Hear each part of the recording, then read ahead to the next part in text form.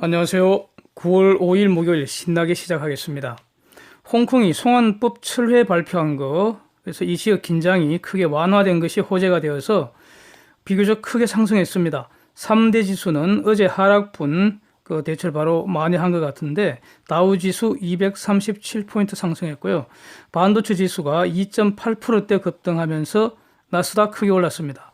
특히 그 메모리 반도체 업체인 마이크론 테크놀로지 5% 가까이 폭등을 했습니다. 9월에 기준금리 인하 확률 25bp 내릴 확률 89.2%, 50bp 확률이 10.8%로 급등을 했습니다. 이 가운데 그 채권 수익률 추가 하락을 했고요. 물론 뭐 10년물, 30년물은 조금 전에 보니까 상승으로 바뀌었습니다. 그러나 2이어, 10이어 수익률 스프레드는 플러스, 즉 수익률 곡선 역전이 지금 해소된 상태입니다. 달러 지수는 98.4로 내렸습니다. 기준금리 50bp 인하 확률이 높아진 거 이거 반영한 것으로 보입니다. 원 환율도 1205원으로 하락했고요. 위안 7.14입니다. 유가는 좀 크게 올랐네요. WTI 56불선입니다. 데이터 정리합니다. 한국의 외환 보유고 8월 4,014억 달러로 뭐 세계 9위 수준이랍니다. 환율 상승으로 지난달보다는 좀 줄었다고 합니다. 호주 2분기 GDP 0.5%, 연율 1.4% 상승입니다. 말레이시아 7월 수출 1.7% 증가했고요. 수입은 5.9% 감소했습니다. 8월 주요 국가들의 서비스 PMI 정리하면은 일본 53.3%로 감소했고요. 유로존 53.5%로 증가했고요. 영국 50.5로 감소입니다. 이들 지역 제조업 지수는 안 좋지만은 이 서비스업 그 지수는 지금 확장세 계속 보여주고 있습니다. 유로존 7월 소매 판매 2.2% 증가했습니다. 7월 미국 수출 2,074억 불이네요. 그래서 11억 불 증가했고 수입은 2,614억 불로 4억 불 감소해서 무역수지 적자는 540억 불로 15억 불 감소한 상태입니다. 미국 레드북 소매 판매 지수 연율 6.5% 증가이고요. 8월에 ISM 뉴욕 산업동향지수 50.3%입니다. 이전 데이터 43.5%였으니까 크게 개선된 것입니다. 캐나다는 기준금리 1.75%로 동결했습니다. 쟁점 정리하겠습니다. 기준금리 인하와 관련해서 한국 시각으로 9월 19일 새벽 3시에 기준금리 결정을 하는데 이때 기준금리를 1.75에서 2%로 될 확률, 즉 25bp 내리는 거죠.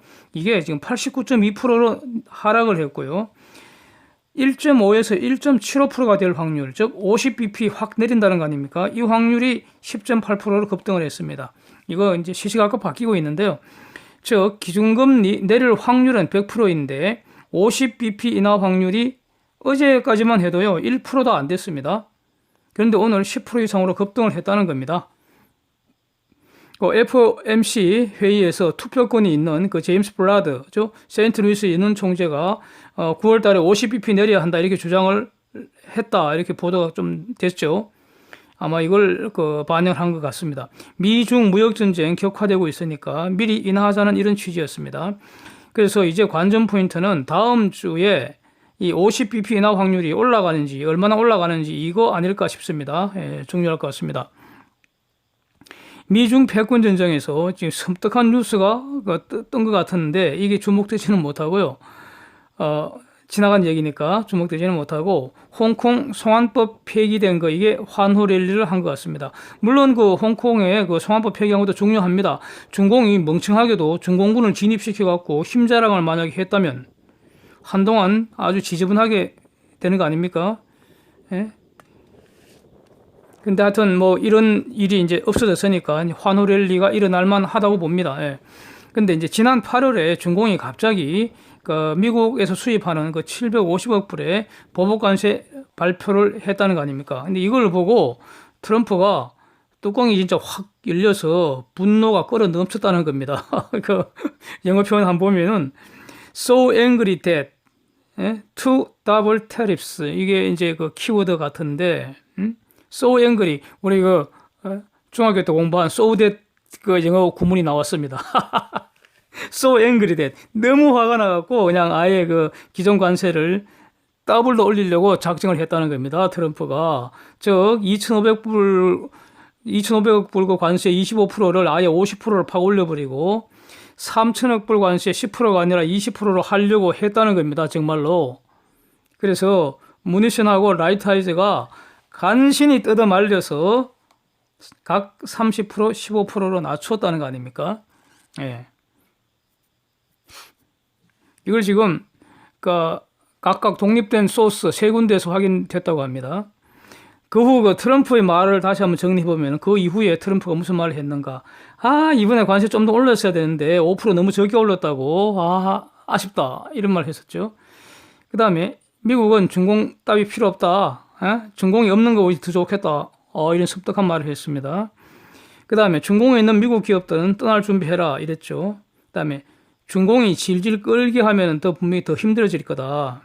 선거 전까지 합의 없으면, 즉 너가 항복 안 하면, 여기서 합의라는 거는요, 트럼프가 말하는 합의는 굿딜이니까, 트럼프가 굿딜이 되려면 준공이 트럼프 요구사항을 들어줘야 되죠. 그게 항복이죠. 항복 안 하면 재선 후에는 너가 엄청 힘들어질 거다. 자, 이런 말을 했습니다. 이런 점을 염두에 두고 앞으로 미중 협상 전개 과정을 봐야 할 것 같습니다. 옐런 그린스푼 다 아시죠? 아직도 이 이름이 신문에 나오고 있습니다. 이분 곧 100세 될 것 같기도 하고 넘은 것 같기도 하고 아무튼 그 근방일 것 같은데 여전히 자기의 목소리를 내고 있는 것 같습니다. 현재 전 세계에서요 마이너스 수익률로 거래되는 채권 대략 한 16조 달러가 된다고 합니다. 일본, 독일, 벨기에, 프랑스 요 채권 수익률표 한번 보십시오. 마이너스 맞습니다. 이분 의견은 미국도 마이너스 수익률 등장하는 거 시간 문제라는 겁니다. 즉 시간이 지나면 반드시 미국도 마이너스 시대가 온다는 것입니다. 이분의 판단 근거는 에이징, 즉 인구구조 고령화를 들고 있습니다. 노인들은 이자 받는 채권을 선호한다는 겁니다. 그래서 30년물 수익률 그래프 한번 보십시오. 자, 이렇게 하락하고 있는데 과연 그린스푼의 말이 맞을까요? 틀릴까요? 분명한 것은 그린스푼이 언제나 정답만 말하는 건 아닐 거 아닙니까? 그래서 이번에도 맞을지 틀릴지 판단을 해야죠, 이제. 우리 각자의 몫인 것 같습니다. 저도 하여튼 주목해 보겠습니다. 하여튼, 다른 것보다도 이게 맞느냐 틀리냐 하는 것도 중요하겠지만, 하여튼 저 나이에도 자기 서류를 계속 낸다는 점이 저는 부럽습니다. 저는 100세에 여전히 내 길을 걷는 것, 강북오산 종주하는 그런 꿈을 꾸고 있습니다. 근데 100세에 강북오산 종주하는 거 이거요, 삼성그룹 통째 인수하는 것보다 더 힘든 목표일 것 같습니다. 강북오산 종주라는 게 뭐냐면요, 서울 상계역에서 또는 원자력 병원 앞에 백세문이 있습니다. 거기서 출발을 해서요, 불암산 지나고 수락산 넘어서 의정부 시내 지나갔고요, 사패산 올랐다가 또 내려와서 도봉산 지나갔고요, 우이동으로 내려가서 다시 북한산 영봉으로 올라가서요, 백운대 찍고요, 준흥선 쭉 타고 넘어가서 그래서 비봉능선으로 해서 불광동으로 하산하는 게 이게 43km 종주 코스입니다. 이거 상당히 어려운 코스입니다. 이 100세에 지금 한번 해보려고 합니다. 자, 이 조국 가족 펀드라는 거, 조국이는 지금 몰랐다고 하잖아요. 근데 하여튼 지금으로서는요, 조국이 입장에서는 몰랐다고 할 수밖에 없습니다. 알았다고 하면 그게 바로 범죄 행위 자백입니다. 자백만으로는 처벌을 못 하는데 지금 정황 증거가 너무 많기 때문에 조국이가 알았다고 말하는 순간 범죄 완성되어 버리는 거죠. 그거 완전 끝나는 겁니다. 그냥 깜빵으로 가야 됩니다. 그러면 그렇게 보여집니다. 저는. 그런데 그래서 지금으로서는 몰랐다고 할 수밖에 없는데, 범죄를 구성하는 사실, 즉 요건 사실, 이거 알았다 몰랐다 하는 이 판단은 말이죠, 객관적인 사실로 판단하는 것이지 혐의자의 말로 판단하는 게 아닙니다. 하여튼 조국이가 자백하면은 그거는 자기가 하는 일이고요, 자백할 의무는 없잖아요. 자백할 수는 있지만 자백할 의무는 없고요, 사실 여부는, 사실 확정하는 그거는 이제 검사가 할 일이죠. 그러니까 현재로서는 조국이는 몰랐다고 할 수밖에 없습니다. 그래서 조국이가 몰랐다고 말한다고 해서 그게 사실이라고 보면 안 된다는 거죠. 예. 조국이가 민정수석으로 취직한 이후에는 자기가 지 손으로 직접 주식 사고 팔면 범죄가 될 수 있습니다. 그래서 직접 투자 금지하는 겁니다. 예? 직접 투자 금지. 금지 행위를 하면은 예? 불법이 되는 거죠. 그 중에 일부가 범죄가 된다는 겁니다. 범죄로 규정을 해야지 범죄가 되는 거죠. 죄형 법정주의니까. 그런데 펀드에 가입하면은요, 이 펀드라는 것이 돈 내는 사람하고요, 주식 사고 파는 사람이 다르잖아요. 그래서 간접 투자라는 거 아닙니까? 이건 허용된다는 겁니다. 그래서 조국이는 펀드에 돈 넣은 것이니까 합법이라는 주장입니다. 문제는 여기서 나오죠. 펀드가 가족만으로 구성됐고 주식 사고 파는 것도 가족이 관여한 것으로 의심이 된다는 거죠. 그래서 이 의심이 객관적으로 소명이 되었으니까 법원이 압수수색 영장을 발부한 거 아닙니까? 네. 그래서 조국이 관여했다면요, 펀드를 가정하여 금지 행위를 몰래 했다는 것이죠. 즉 하지 말라는 주식 투자한 것과 다를 것이 없잖아요. 요즘 신나게 놀들이 자꾸 생기는 것 같습니다. 이럴 때는요, 내기를 하면 아주 재밌습니다. 신납니다. 예. 과연 조국이 구속영장을 언제 칠까? 이겁니다. 언제 깜빵에 쑤셔 넣을지, 예? 얼마 안 남은 것 같은데, 예? 제가 보기엔 얼마 안 남은 것 같은데, 어떤 늙은 고추가 갑자기 이제 며칠만 조국이 시키면 된답니다. 예. 6일까지만 조국이 잘 지키자입니다. 예, 놀고 있습니다. 톱발 더불어 실할 난동 세력들이 말이죠. 각종 파렴치 범죄 혐의로 범벅이 된 더럽고 구질구질한 인간을 보호하자고 생각날립니다. 예. 의혹이 다 해소됐답니다. 예? 제가 보기에는 의혹이 더 커지고 자꾸 새로운 의혹이 나오는데 말이죠. 저런 것들하고 무슨 논리적인 대화 타협이 가능하겠습니까? 재활용 가치도 없는 것 같고요. 모조리 소각 처리하는 게 정답이라고 봅니다. 인베스트 인사이트, 제가 이렇게 한번 떠올랐습니다.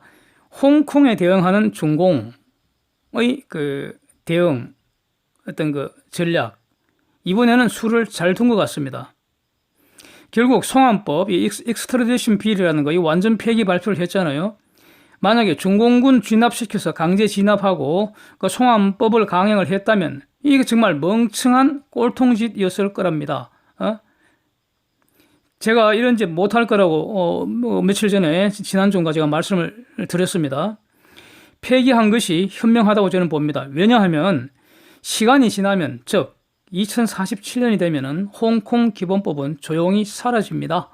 중공법이 전면 시행이 됩니다. 즉 가만히 있으면 저절로 홍콩은 돌아오는데 굳이 지금 피를 흘리며 송환법 쟁취할 이유가 저는 전혀 없다고 봅니다.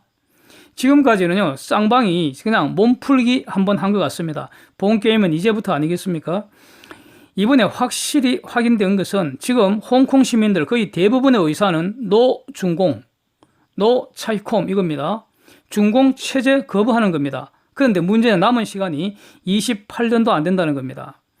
홍콩의 자유를 위한 어떤 투쟁, 이제 본격적으로 시작될 것 같습니다. 당장은 말이죠, 허수아비 램 퇴진시켜버리고 홍콩이 원하는 새로운 리더 세우고요. 이번에 체포된 사람들 다 석방 투쟁해야 될 거고, 중공편에서 강경 진압한 것들 모조리 이거는 확실하게 처단을 해야 할 것 같습니다. 이런 것은 투쟁을 위한 어떤 진지 구축 작업이고요. 예? 이번 시위 주도한 사람들이 젊은 학생들 중심인 것 같은데, 이 친구들이 이제 인생을 건 투쟁이 이제 시작되는 것 같습니다. 결국 독립투쟁 또는 최소한 영구 자치권 투쟁, 즉 일국양제, 원 컨트리 투 시스템을 영구화하는 이런 투쟁이 될 수밖에 없을 것 같습니다. 그래서 홍콩의 미래는 여전히 매우 이제 불확실하다고 봅니다. 본질은 달라지지 않았다고 보는데, 또 중요한 변수, 그 안에 중공이 해체될 가능성, 이게 이제 저는 주목을 하고 있습니다. 공지사항입니다. 이게 지금 함께 해주시는 분들하고 소통하는 그런 유일한 통로가 이게 댓글인 것 같고요. 이를 통해서 일단 어떤 교감이 형성되는 그런 것 같습니다. 그래갖고 처음부터요, 지금까지 또 앞으로도 저는 댓글에 대해서 제가 할 수 있는 건 아무런 제한을 두지 않고 있습니다. 100% 개방되어 있고요. 완전 자유입니다. 국내 정치위원회에 대해서는 어차피 이거는 지금 편싸움하는 상황이라 논리적인 접근이 안 되는 듯 해서요. 욕하고 이런 걸 올려도 저는 그냥 내버려 둬버립니다. 저는 일체 반응을 하지 않을 작정이니까요.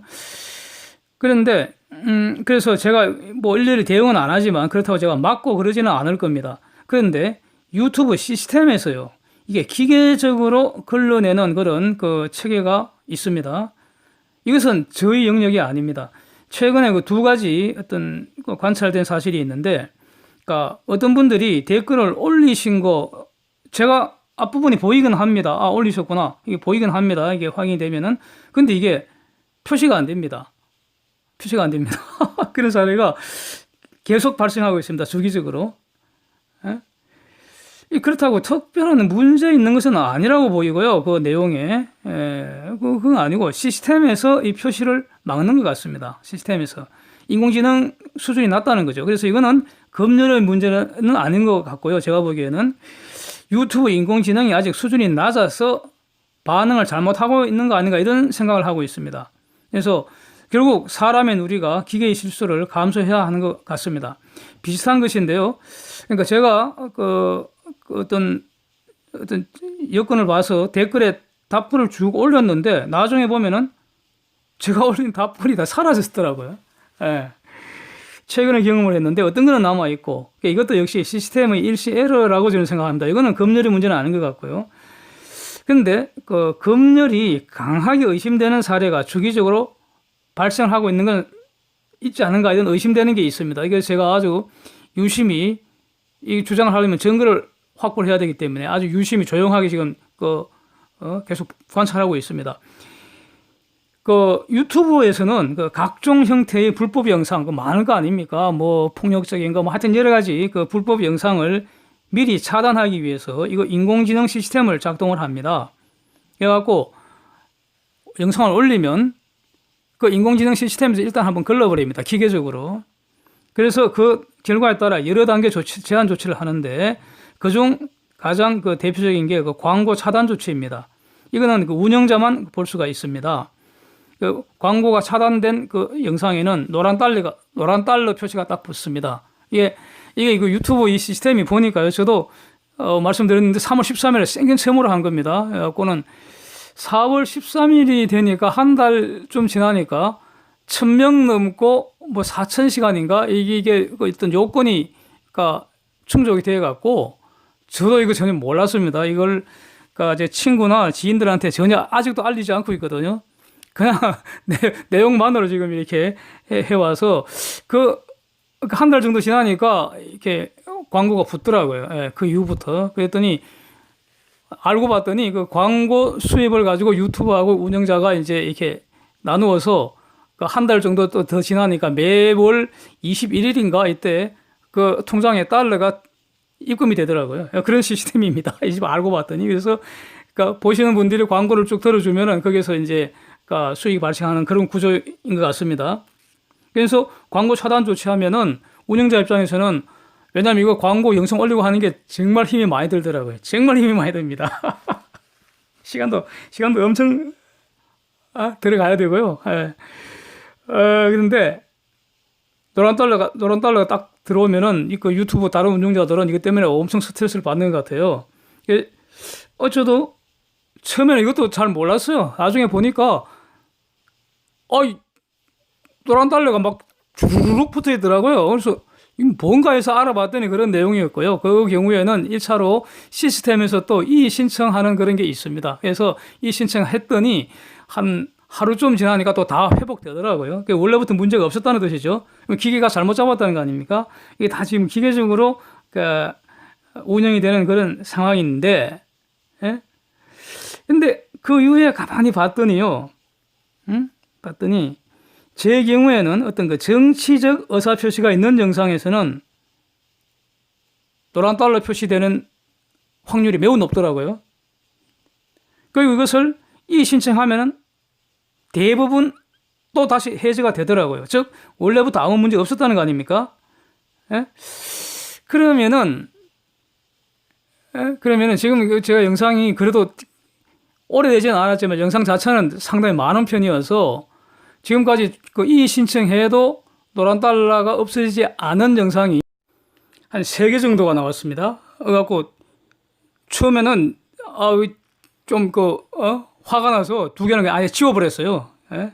일종의 근데 그 위에 생긴 하나는 그냥 일단은 두고 있습니다. 그래서 지금 한 개 남아 있는데, 그래서 이제 집중적으로 조용히 이거 검토를 하게 된 겁니다. 이 검열이라는 거 표현의 자유 침해하는 중대한 범죄 행위입니다. 만약 검열을 했다면은, 그렇죠? 표현의 자유라는 거 민주주의 초석을 이루는 그런 그 기본권이라고 하지 않습니까? 그리고 이런 짓을 하는 연놈들은 이 세금으로 똥 싸는 것들이죠. 이것들 아주 은밀하게 하는 아주 나쁜 짓거리입니다. 그래서 걸리기만 하면은 아주 박살을 내야 하는데 이거 증거 잡기 진짜 힘듭니다. 저것들이 만약에 진짜로 검열을 했다면 분명한 건 1차적으로 유튜브의 인공지능 시스템을 활용을 할 겁니다. 예?